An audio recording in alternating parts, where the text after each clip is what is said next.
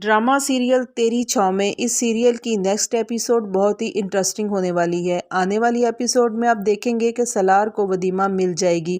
सलार वदीमा तक कैसे पहुंचेगा या फिर वदीमा सलार तक कैसे पहुंचेगी और वदीमा कैसे अपने दुश्मनों से इंतकाम लेगी। आज हम इस वीडियो में इस बारे में बात करेंगे और मेरी वीडियो को एंड तक ज़रूर देखिएगा।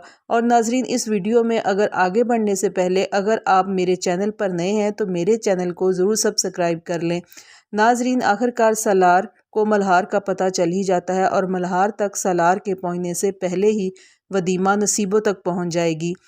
जहां मिर्ज़ा साहब ने पहले तो नसीबन को डराया धमकाया था कि पुलिस के सामने तुम्हारी ज़ुबान पर मेरा नाम नहीं आना चाहिए, मगर अब जब मिर्ज़ा साहब को पता चला नसीबन ने सलार के सामने मेरा नाम बक दिया है और सलार नसीबन तक पहुंच गया है और पुलिस तक भी पहुंच चुका है, तो मिर्ज़ा ने नायाब को हुक्म दे दिया कि नसीबन को कत्ल कर दो।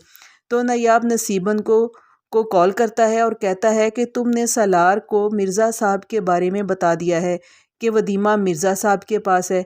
तुमको मना किया गया था कि तुम किसी से भी मिर्ज़ा साहब के बारे में कुछ नहीं बताओगी।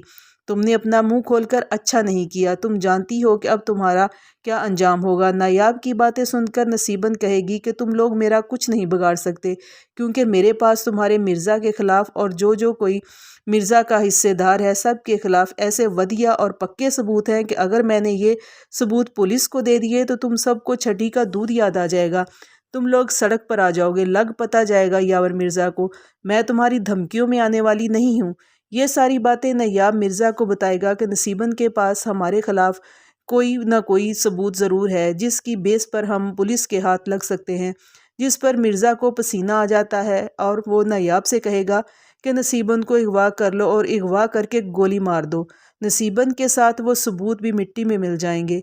उसके बाद नायाब रवाना हो जाता है नसीबन को अगवा करने और दूसरी तरफ सलार भी अपनी कोशिशों में जारी होता है। पहले तो वो मिर्ज़ा के घर आया था, फिर वो मिर्ज़ा के फार्म हाउस पर जाता है, तो वहाँ से उसको पता चलता है कि मिर्ज़ा साहब पर मल्हार डाकू ने हमला कर दिया था और मिर्ज़ा की टांग पर भी गोली लग गई थी और मल्हार डाकू भी ज़ख्मी हो गया था। वो लड़की जो वदीमा को अपने पास रखती थी तो उसने सलार को बताया कि इस गहमा गहमी में वदीमा यहाँ से भागने में कामयाब हो गई। बाहर जाने के रास्तों का तो इसको मालूम नहीं था। मुझे तो लगता है कि वो मल्हार डाकू के हाथ लग गई है। उसके बाद सलार पुलिस स्टेशन आता है और पुलिस इंस्पेक्टर से मिलता है और कहता है कि मैं आपसे एक आदमी का पूछने आया हूँ। जिस पर पुलिस वाला कहेगा कि तुम फिर आ गए हो, मैं तुमको अंदर कर दूंगा। तो सलार कहेगा कि आप बेशक मुझे अंदर कर दें। तो पुलिस वाला कहेगा कि तुम्हारा क्या मसला है, क्यों हमारा टाइम बर्बाद करने आ जाते हो। जिस पर सलार कहेगा कि मुझे सिर्फ मल्हार डाकू के बारे में जानना है, मुझे सिर्फ ये बता दें कि वो मुझे कहाँ मिलेगा। जिस पर पुलिस इंस्पेक्टर कहेगा कि अगर हमें पता होता कि वो कहाँ है तो हम तुम्हारे आने से पहले ही इसको पकड़ लेते। वो बहुत बड़ा मुजरम है, मिर्ज़ा साहब को भी उसने मारने की कई बार कोशिश की है। और अब जाओ यहाँ से, हमारा टाइम ज़ाया ना करो। इसके बाद सलार परेशान हालत में होटल पहुँच जाएगा और वहाँ साहिर पहले से ही उसके इंतज़ार में बैठी होती है और सलार से कहेगी कि तुम कहाँ गए थे, मैं कब से तुम्हारा वेट कर रही हूँ। तुम सलार तो सलार कहेगा कि मैं वदीमा को ढूंढने में लगा हुआ हूँ। तुम क्यों मेरे रास्ते में आ जाती हो, क्यों मुझे तंग करती हो। मैंने तुमसे कहा था कि तुम अपने घर चली जाओ। जहाँ पर सहर कहेगी कि वदीमा मर चुकी है, वो तुम्हें कभी नहीं मिलेगी। तुम वदीमा को अब भूल क्यों नहीं जाते, तुम उसको भूल जाओ और मैं आगे बढ़ जाऊंगी और चलो मेरे साथ, हम खाने चलते हैं। यहाँ पर सलार वदीमा को अच्छी खासी सुना देगा कि तुम क्या चाहती हो और किस कोशिश में लगी हुई हो। मैं सब समझ रहा हूँ कि तुम क्या चाहती हो। अब मुझे यकीन हो रहा है कि तुम ये चाहती हो कि वदीमा ना मिले, जबकि मैं तुमको ये बात कई बार कह चुका हूँ कि वदीमा जिंदा है। तुम्हारे लिए यही बेहतर है कि तुम अब यहाँ से वापस चली जाओ। मैं अपनी ज़िंदगी में आगे बढ़ूँ या ना बढ़ूँ, तुम्हें इससे कोई मसला नहीं होना चाहिए। मुझे तुम्हारे साथ कोई लंच नहीं करना।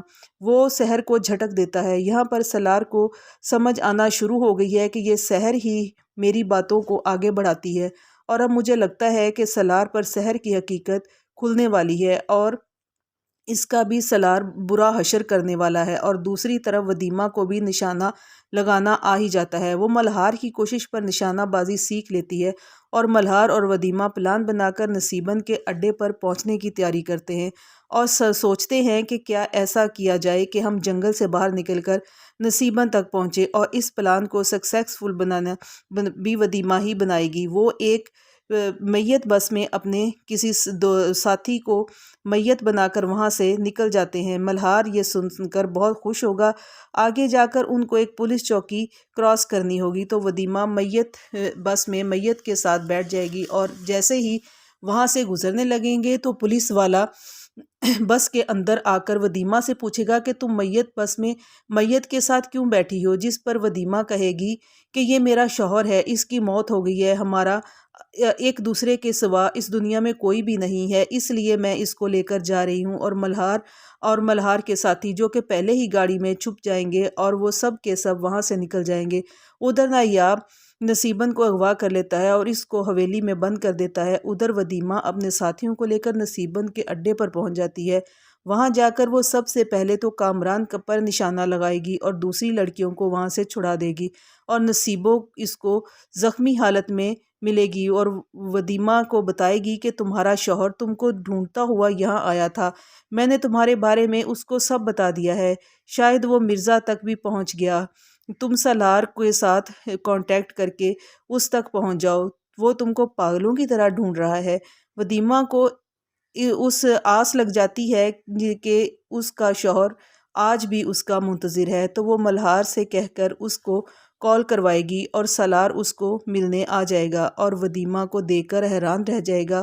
اور اب مجھے لگتا ہے ناظرین کہ اب ودیمہ اور سالار اور ملہار یہ سب مل کر نصیبن اور یاور مرزا کو جہنم کا ٹکٹ خرید کر دیں گے، مگر مجھے یہ بھی لگتا ہے کہ سحر اپنی انسلٹ کے بعد چپ نہیں بیٹھے گی، وہ بھی ودیمہ کو اب نقصان پہنچانے کے بارے میں ضرور پلاننگ شروع کر دے گی۔ سحر کے بے نقاب ہونے پر ماجد بھی سالار کی اور پولیس کی گرفت میں آنے والا ہے۔